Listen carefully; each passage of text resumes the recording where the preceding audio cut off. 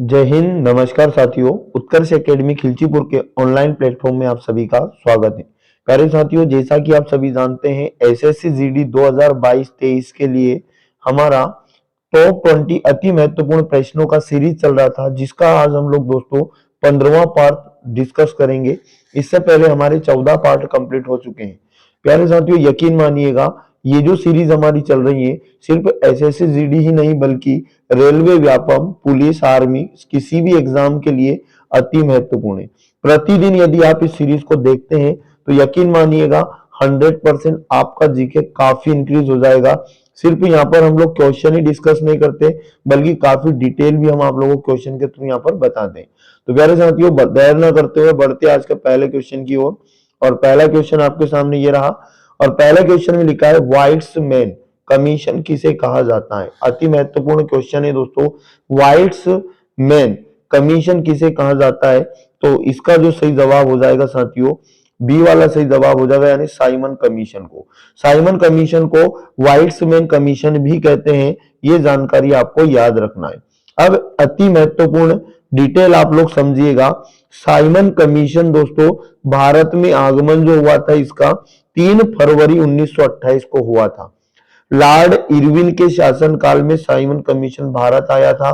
तो एग्जाम के अंदर जानकारी पूछ लेता है, साइमन कमीशन किसके शासनकाल में भारत आया, तो लॉर्ड इरविन आपको याद रखिएगा। और 3 फरवरी 1928 अति महत्वपूर्ण है। और whites man commission, Simon commission अति महत्वपूर्ण जानकारी है। दोस्तों, यदि वीडियो अच्छा लगे वीडियो को लाइक शेयर जरूर किया करें, और चैनल पर यदि पहली बार आए हो तो चैनल को जरूर सब्सक्राइब कर ले।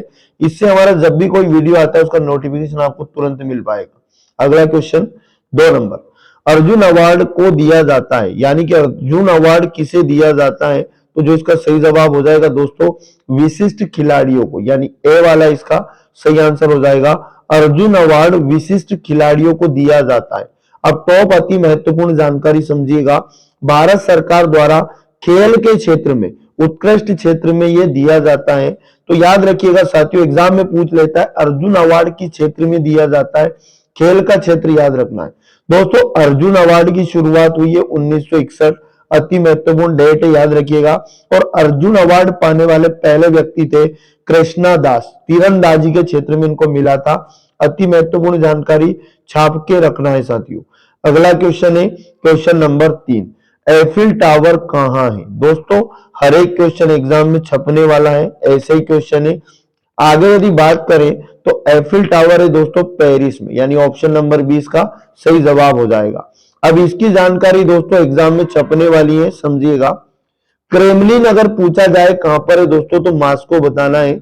और इंपीरियल पैलेस अगर पूछा जाए तो दोस्तों टोक्यो बताना है। और ओपेरा हाउस पूछा जाए सिडनी बताना। झुकी हुई मीनार पूछा जाए पीसा इटली बताइएगा। और पिरामिड कहाँ है, तो गीजा मिस्र में है। और स्टैच्यू ऑफ लिबर्टी कहाँ है, तो न्यूयॉर्क में है। साथियों, ये अति महत्वपूर्ण जानकारी है, एग्जाम के अंदर 100% छप सकती है। तो ये सारी जानकारी बार बार रिवाइज करिएगा। आगे बढ़ जाते हैं, भारतीय जनता पार्टी का स्थापना कब हुआ था, वेरी मोस्ट एमपी। यानी प्यारे साथियों, मैं आपको बता दूं कि 6 अप्रैल 1980 को भारतीय जनता पार्टी की स्थापना हुई। ऑप्शन नंबर बी इसका राइट आंसर हो जाएगा। आगे यदि अति महत्वपूर्ण बात करें तो भारतीय जनता पार्टी का हेडक्वार्टर पूछे एग्जाम के अंदर, नई दिल्ली में है। और इसका चिन्ह जो है दोस्तों कमल, आपको याद रखना है। अगला क्वेश्चन है 5 नंबर, अति महत्वपूर्ण, नीति आयोग कब बनाई गई। वेरी वेरी मोस्ट टाइम की जानकारी एग्जाम के अंदर छप सकती है दोस्तों। नीति आयोग कब बनाया गया, तो याद रखिएगा 1 जनवरी 2015 को नीति आयोग बनाया गया। ए इसका सही जवाब हो जाएगा, 1 जनवरी 2015। अब NITI Aayog very most time की जानकारी जो एग्जाम के अंदर बहुत बार छपी है दोस्तों, इसका अगर स्थापना का दिवस पूछे तो बताइएगा 1 जनवरी 2015 को यह लागू हुआ था। और इसका मुख्यालय पूछा जाए नई दिल्ली बताइएगा। अध्यक्ष दोस्तों नीति आयोग के प्रधानमंत्री होते हैं। और वर्तमान में नीति आयोग के अध्यक्ष नरेंद्र मोदी हैं। और इसके जो उपाध्यक्ष है दोस्तों वर्तमान में डॉक्टर राजीव कुमार है। और नीति आयोग के सीईओ की अगर बात करें तो अमिताभ कांत आपको याद रखना है। आगे बढ़ जाते हैं, नेक्स्ट क्वेश्चन 6 नंबर, स्वच्छ भारत अभियान कब आरंभ हुआ। वेरी मोस्ट आईएमपी है। आगे यदि बात करूं इसका उत्तर जो होगा दोस्तों सी वाला होगा। 2 अक्टूबर 2014 को स्वच्छ भारत अभियान की शुरुआत हुई। अब आगे यदि बात करें नेक्स्ट क्वेश्चन की दोस्तों, तो अगला क्वेश्चन है आपके पास, सिंधु घाटी सभ्यता का गोदीबाड़ा लोथल कहां स्थित है? लोथल बताना दोस्तों कहां है, अति महत्वपूर्ण है, गुजरात, यानी ए इसका सही जवाब हो जाएगा। सिंधु घाटी सभ्यता का जो स्थान है लोथल, ये गुजरात में पड़ता है दोस्तों। अब अति महत्वपूर्ण जानकारी समझिएगा, पंजाब में क्या है दोस्तों, तो आपको समझना हड़प्पा जो है दोस्तों पंजाब में है, और बनावली अगर पूछे तो हरियाणा बताइएगा, और कोट दीजी अगर पूछा जाए तो पाकिस्तान में। ये स्थल है दोस्तों सिंधु सभ्यता के, जो एग्जाम के अंदर छपते हैं। आगे यदि बात करें नेक्स्ट क्वेश्चन 8, राष्ट्रवाद की अवधारणा का जन्म किस घटना से माना जाता है? तो याद रखिएगा इसका जो राइट आंसर हो जाएगा दोस्तों ए, यानी पुनर्जागरण।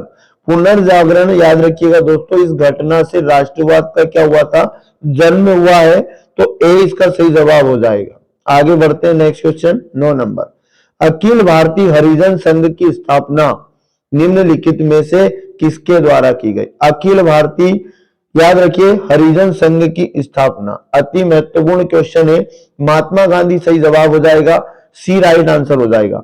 आगे यदि आप लोगों से इंपॉर्टेंट बात पूछा जाए, हरिजन सेवक संघ की स्थापना कब हुई? बताइएगा 30 सितंबर 1932 दोस्तों, याद रखिएगा अति महत्वपूर्ण है, डेट वेरी मोस्ट एमपी, और महात्मा गांधी याद रखिएगा। अगला क्वेश्चन नेक्स्ट 10 नंबर में लिखा, भारत में सती प्रथा को कब प्रतिबंधित किया गया? वेरी मोस्ट एमपी डेट है, डेट एग्जाम के अंदर छपती है, बी राइट आंसर हो जाएगा 1829। 1829 में भारत में सती प्रथा को प्रतिबंधित कर दिया था। इससे इंपॉर्टेंट जानकारी याद रखना है, ब्रह्म समाज के जो संस्थापक थे उनका नाम था राजा राम मोहन राय। इन्होंने सती प्रथा के विरुद्ध याद रखिए समाज को जागरूक किया था। वेरी मोस्ट टाइम भी जानकारी इससे ही आपको छाप के रखना है दोस्तों। 11 नंबर में लिखा, भारत की स्वतंत्रता के समय गवर्नर जनरल कौन था?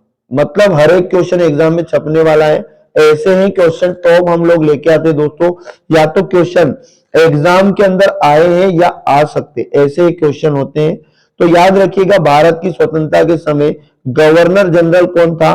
सही जवाब हो जाएगा option number D, Lord Mountbatten दोस्तों स्वतंत्रता के समय हमारे गवर्नर जनरल थे, ये आपको याद रखना है। अगला क्वेश्चन यदि बात करें दोस्तों तो 12 नंबर समझिएगा, निम्नलिखित में से कौन भारतीय सुपर कंप्यूटर का उदाहरण है? 4 ऑप्शन में सुपर कंप्यूटरों के नाम है, इनमें भारतीय सुपर कंप्यूटर कौन सा है? एग्जाम में बहुत बार छपा है दोस्तों, सही जवाब हो जाएगा ए वाला, परम 8000।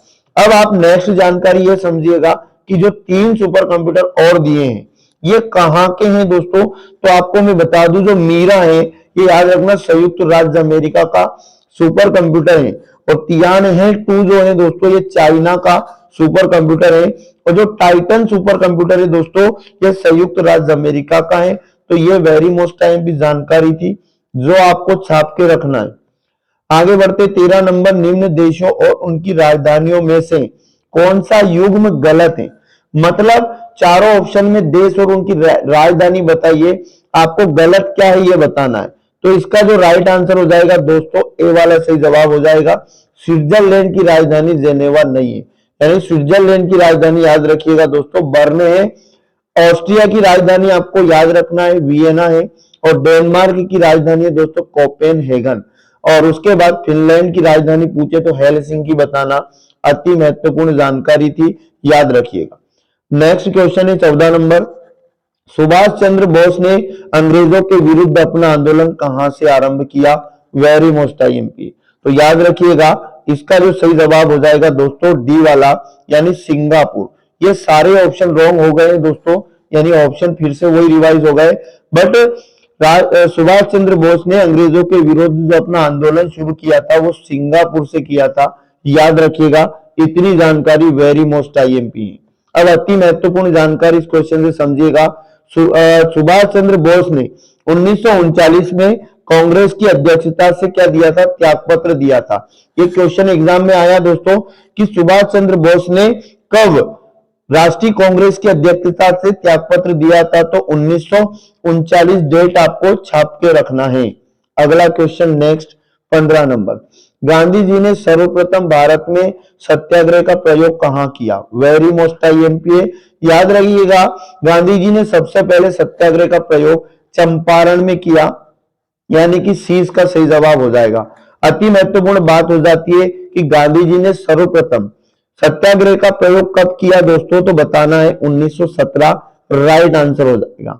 आगे बढ़ जाते हैं नेक्स्ट क्वेश्चन। टू लाइव्स पुस्तक के लेखक कौन है? वेरी मोस्ट आईएमपी, पुस्तक और उनके लेखक में यहां पर रिवाइज करा दूंगा। तो जो टू लाइव्स पुस्तक है दोस्तों, इसके लेखक है विक्रम सेठ, डी इसका सही जवाब हो जाएगा।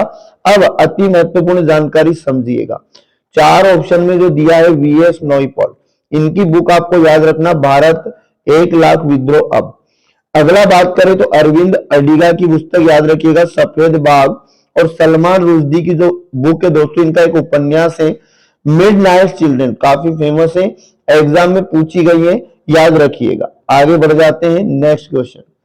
क्वेश्चन नंबर 17, कौन सा भारतीय राज्य अग्रणी कपास उत्पादक है? मतलब कपास के उत्पादन में भारत का सर्वप्रथम राज्य यहां पर बताना है, तो इसका जो सही जवाब हो जाएगा ए वाला ऑप्शन हो जाएगा गुजरात। गुजरात दोस्तों याद रखिएगा कपास उत्पादन में अग्रणी है, अति महत्वपूर्ण जानकारी। अब आप समझिएगा अति महत्वपूर्ण फैक्ट दोस्तों, महाराष्ट्र में दोस्तों याद रखना सबसे ज्यादा काजू का उत्पादन होता है, मतलब काजू उत्पादन में भारत में महाराष्ट्र सबसे अग्रणी है। आंध्र प्रदेश पूरे इंडिया में अभ्रक के उत्पादन में अग्रणी है, और मध्य प्रदेश का पूछा जाए दोस्तों, गेहूं दलहन एवं तिलहन के उत्पादन में सबसे अग्रणी है मध्य प्रदेश। अगला क्वेश्चन अगर हम बात करें तो 18 नंबर समझिएगा, संविधान निर्माण प्रक्रिया में कुल कितनी रकम खर्च की गई थी? वेरी मोस्ट आईएमपी, छापिएगा। आगे यदि बात करें तो इसका सही जवाब हो जाएगा ए वाला ऑप्शन, यानी 6.4 करोड़ रुपए दोस्तों संविधान निर्माण प्रक्रिया में खर्चे हुए थे। अब अति महत्वपूर्ण जानकारी समझिएगा, संविधान निर्माण की प्रक्रिया दोस्तों कुल 2 वर्ष 11 माह और 18 दिन तक चली थी, मतलब 2 वर्ष 11 माह 18 दिन में भारतीय संविधान का निर्माण हुआ था, ये जानकारी भी छाप के रखना है। आगे यदि बात करें नेक्स्ट नंबर 19, भारत में राष्ट्रीय आय का आकलन सर्वप्रथम किसने किया था? वेरी मोस्ट आईएमपी, तो इसका जो राइट आंसर हो जाएगा दोस्तों दादाभाई नौरोजी, यानी बी यानी सही जवाब हो जाएगा। दादाभाई नौरोजी ने सर्वप्रथम भारत की राष्ट्रीय आय का आकलन किया था। आगे अति महत्वपूर्ण बात समझिएगा दादाभाई नौरोजी से, याद रखना इनको महान वृद्ध पुरुष भी कहते हैं, great old man of India भी कहा जाता है। इनकी रचनाएं दोस्तों जो एग्जाम में पूछी गई है, poverty and un British rule in India, very most time जानकारी थी, याद रखिएगा। अंतिम और महत्वपूर्ण क्वेश्चन है दोस्तों, समझिएगा, चांद पर उतरने वाला दूसरा आदमी कौन था? दूसरा आदमी पूछा गया है दोस्तों, तो याद रखिए चांद पर उतरने वाला दूसरा आदमी था, यानी ऑप्शन नंबर सी सही जवाब हो जाएगा, बज एल्ड्रिन, ये चांद पर उतरने वाला दूसरा आदमी था। अब अति महत्वपूर्ण जानकारी समझिएगा, चांद पर पैर रखने वाले पहले व्यक्ति का नाम पूछे तो नील आर्मस्ट्रांग बताना है, और दूसरा पूछे तो आपको बज एल्ड्रिन बताना है, वेरी मोस्ट आईएमपी है, याद रखिएगा। तो ये थे आज के टॉप 20 क्वेश्चन जो एग्जाम के अंदर छप सकते हैं दोस्तों, और प्रतिदिन इस क्लास के साथ जुड़ जाइएगा, यकीन मानिएगा कि जीके आप लोगों का बहुत इजी हो जाएगा। और उसके बाद वीडियो अच्छा लगता है तो लाइक जरूर किया करें, शेयर जरूर किया करें, और चैनल जरूर सब्सक्राइब कर ले, जिससे आपको वीडियो का नोटिफिकेशन सबसे पहले मिल पाए। तो मिलेंगे नेक्स्ट वीडियो में दोस्तों, जय हिंद जय भारत।